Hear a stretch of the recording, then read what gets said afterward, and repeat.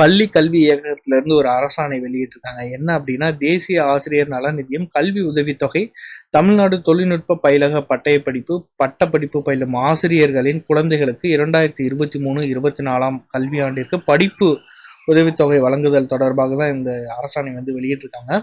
So இதுல வந்து அரசு உதவி பெறும் பள்ளிகளில் பணிபுரியும் ஓய்வு பெற்ற பணியில் இருக்கும்போது இறந்த ஆசிரியர்களின் குழந்தைகள் மற்றும் தொழிற்கல்வி ஆசிரியர்களின் குழந்தைகளுக்கு ஒரு ஆசிரியருக்கு ஒரு குழந்தைக்கு மட்டும் இணைப்பு 1 குறிப்பிட்டுள்ள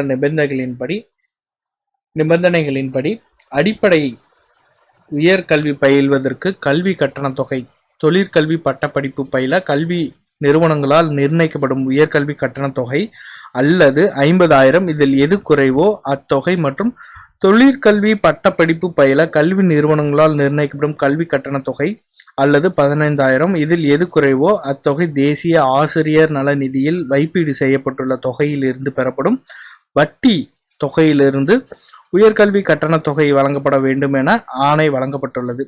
எனவே தமிழ்நாடு தேசிய ஆசிரியர் நல நிதியிலிருந்து தொழில்நுட்ப கல்வி பட்டப்படிப்பு மற்றும் பட்டய படிப்பு பயிலும் ஆசிரியர்களின் குழந்தைகளுக்கு 2023-24 கல்வியாண்டிற்கு படிப்புதவி தொகை வழங்கிட தெரிவிக்கப்பட்டுள்ள பார்வையில் கண்ட அரசாணை நகல் மற்றும் திருத்திய படிவம் வந்து இதோட இணைச்சிருக்காங்க. ஸோ இதில் கொடுத்துருக்கிற அந்த ஃபார்மில் ஃபில் பண்ணி 31/1/2024 நீங்கள் அனுப்பி வைக்கணும் அப்படிங்கிறதான் சொல்லியிருக்காங்க. ஸோ படிப்பு உதவித்தொகை பெற விரும்பும் ஆசிரியர்கள் இணைக்கப்பட்டுள்ள புதிய விண்ணப்பத்தில் கோரப்பட்டுள்ள விவரங்களை முழுமையாக பூர்த்தி செய்து 31/1/2024 கீழ்கண்ட முகவரிக்கு நேரடியாக அனுப்பி வைக்க கேட்டுக்கொள்ளப்படுகிறார்கள் அப்படிங்கிற சொல்லியிருக்காங்க. இயக்குனர், பள்ளி கல்வி இயக்ககம், பேராசிரியர் க. அன்பழகன், கல்வி வளாகம், கல்லூரி சாலை, சென்னை. மேலும் விண்ணப்பங்களை அனுப்பும் போது கீழ்கண்ட குறிப்புகளை கண்டிப்பாக கவனத்தில் கொள்ள வேண்டும் என ஆசிரியர்களுக்கு தெரிவிக்குமாறும் அறிவுறுத்தப்படுகிறது. ஸோ என்னென்ன அப்படின்னா, விண்ணப்பிக்கும் ஆசிரியர் மகன், மகள் யாரோ ஒருத்தர் அரசு உதவி பெறும் பள்ளிகளில் பணிபுரியும் ஓய்வு பெற்ற பணியிலிருந்து இறந்த ஆசிரியர்களின் ஒரு குழந்தைக்கு ஒரு முறை மட்டும்தான் வந்து இந்த கட்டண தொகை வந்து வழங்குவாங்க. ஸோ அரசால் அங்கீகரிக்கப்பட்ட பல்கலைக்கழகத்தின் கீழ் உள்ள நிறுவனத்தில் தொழிற்கல்வி பட்டப்படிப்பு மற்றும் பட்டய படிப்பு, so MBBS, BDS, BPSC, BA, BSc agri, BSc nursing, bachelor of law, 3 years diploma course பயிலும் மாணவர்களுக்கு கல்வி கட்டண தொகை வழங்கப்படும். மனுவில் உள்ள அனைத்து காலங்களும் முழுமையான அளவில் சரியாக தமிழில் பூர்த்தி செய்திருத்தல் வேண்டும். சரியாக பூர்த்தி செய்யப்படாத மனுக்கள் ஏற்றுக்கொள்ளப்பட மாட்டாது. பணிபுரியும் பள்ளி முகவரி பின்கோடுடன் இருத்தல் வேண்டும். ஸோ நீங்கள் கவர்மெண்ட்டில் வந்து டீச்சராக ஒர்க் பண்ணிட்டு இருக்கீங்கன்னா உங்களோட பசங்களுக்கு வந்து உதவித்தொகையை வந்து கவர்மெண்ட்டில் ஒரு முறை மட்டும் கொடுக்குறாங்க. அதுக்கான அந்த ஃபார்ம் தான் வந்து இதில் கீழே கொடுத்துருக்காங்க. அதுக்கான அரசாணை தான் இது. ஸோ இதில் வந்து சில கண்டிஷன்ஸ்லாம் கொடுத்துருக்காங்க. ஸோ அதையெல்லாம் படிச்சுட்டு இதில் இருக்கிற கண்டிஷனுக்கு இருந்தது அப்படின்னா நீங்கள் அப்ளை பண்ணலாம். ஸோ பெற்றோர்களின் ஆண்டு மொத்த வருமானம் 7.2 லட்சத்துக்கு மிகாமல் இருக்க வேண்டும். அதாவது 7,20,000க்கு அதிகமாக இருக்கக்கூடாது. விண்ணப்பங்கள் பள்ளி கல்வி இயக்குனர் அலுவலகத்திற்கு வந்து சேர வேண்டிய கடைசி நாள் பார்த்தீங்கன்னா அடுத்த மாதம், அதாவது ஜனவரி 2024 லாஸ்ட் டேட் 31க்குள்ளே நீங்கள் வந்து அனுப்பணும் அப்படிங்கிறத சொல்லியிருக்காங்க.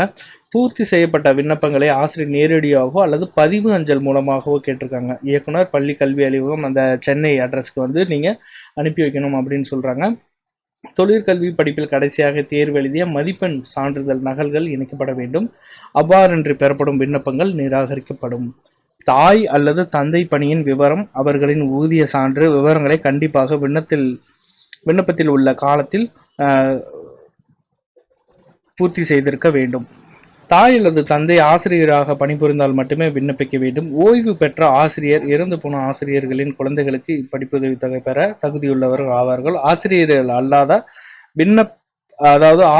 அல்லாத பணியாளர்கள் டீச்சரா இல்லை அப்படின்னா அவங்க வந்து விண்ணப்பிக்க வேணாம் அப்படின்னு சொல்றாங்க. ஸோ லாஸ்ட் டேட் வந்து 31/1/2024. அதுக்கப்புறம் வர்ற அப்ளிகேஷனை வந்து அக்செப்ட் பண்ண மாட்டாங்க. ஸோ இதுதான் இதுக்கான அந்த அரசாணை வெளியிட்டிருக்காங்க. ஸோ 2023 ஜூலையில் வந்திருக்கு இதுக்கான அரசாணை. ஸோ இதை டீட்டெயில்டாக நீங்கள் பார்த்துட்டு இதில் கேட்டிருக்கிற அந்த டீட்டெயில்ஸ் எல்லாமே நீங்கள் ஃபில் பண்ணி நீங்கள் அடுத்த மாதம் லாஸ்ட்டுக்குள்ளே நீங்கள் அனுப்பி வச்சுருங்க. ஸோ நிபந்தனைகள் என்ன அப்படிங்கிறது இப்போ நம்ம பார்த்தோம், அதே தான் இங்கே கீழே கொடுத்துருக்காங்க. ஸோ இங்கே வந்து இதுக்கான அந்த ஃபார்ம் கொடுத்துருக்காங்க. ஸோ இந்த ஃபார்மில் வந்து கரெக்டாக நீங்கள் தமிழில் தான் ஃபில் பண்ணணும் அப்படிங்கிறத சொல்லியிருக்காங்க. தேசிய ஆசிரியர் நல நிதி நிறுவனம் தமிழ்நாடு தொழிற்கல்வி படிப்புதவிக்கான படிவம் வந்து இங்கே இயரு, அப்புறம் 2023-24. ஸோ இங்கே கீழே கொடுத்துருக்காங்க. ஸோ இதில் என்னென்ன பொறியியல் படிப்பு, மருத்துவம், வேளாண்மை, கால்நடை மருத்துவம் மற்றும் பல்துறை தொழில்நுட்ப கல்லூரி பட்டய படிப்புகளுக்கு மட்டும் தான் வந்து இந்த இது கொடுத்துருக்காங்க. ஸோ விண்ணப்பதாரரின் பேர், தாய் தந்தை இறந்தவரா அப்படிங்கிற மாதிரி, மாற்றுத்திறனாளியா, இனம், விண்ணப்பதாரரின் தந்தை பெயர், அப்புறம் வந்து அவங்களுடைய பேசிக் பே, அப்புறம் அக விலைப்படி டிஏ, வீட்டு வாடகை, மருத்துவப்படி, இதரப்படி மொத்தம் எவ்வளவு சேலரி, அதே போல் வந்து விண்ணப்பதாரரின் தாயின் பெயர், அவங்களோட டீட்டெயில்ஸு. ஸோ இது எல்லாமே கேட்டிருக்காங்க. தாய் தந்தை ஆகிய இருவரின் மொத்த ஆண்டு வருமானம், ரெண்டும் சேர்த்து மொத்த ஆண்டு வருமானம் எவ்வளோ அப்படிங்கிற மாதிரி ஃபில் பண்ணணும். தாய் தந்தை முழு வீட்டு முகவரி அஞ்சல் குறியீட்டுடன் இங்கே இருக்கணும். ஸோ விண்ணப்பதாரரின் பிறந்த தேதி, வயது. ஸோ அதுக்கப்புறம் பார்த்தீங்கன்னா விண்ணப்பதாரரின் படிப்பு பற்றிய விவரம், கல்வி பயிலும் கல்வி நிறுவனத்தின் விவரமும் வந்து கொடுக்கணும் அப்படிங்கிறது சொல்கிறாங்க இதில். ஸோ டீட்டெயில்டாக இந்த ஃபார்மை ஃபுல்லாக படிச்சுட்டு இதில் கேட்டிருக்கிற டீட்டெயிலை கரெக்டாக ஃபில் பண்ணி நீங்கள் அடுத்த மாதத்துக்குள்ளே அனுப்பி வச்சுடுங்க. ஸோ இந்த வீடியோவை மறக்காமல் உங்கள் ஃப்ரெண்ட்ஸ் டீச்சராக ஒர்க் பண்ணியிருக்காங்களா அவங்க எல்லாத்துக்கும் வந்து இதை ஷேர் பண்ணுங்கள். ஆல்ரெடி அவங்களுக்கு தெரிஞ்சிருக்கும், இருந்தாலும் வந்து தெரியல அப்படின்னா இதையும் ஷேர் பண்ணுங்கள். ஸோ மீண்டும் ஒரு பதிவில் சந்திக்கிறேன். நன்றி, வணக்கம்.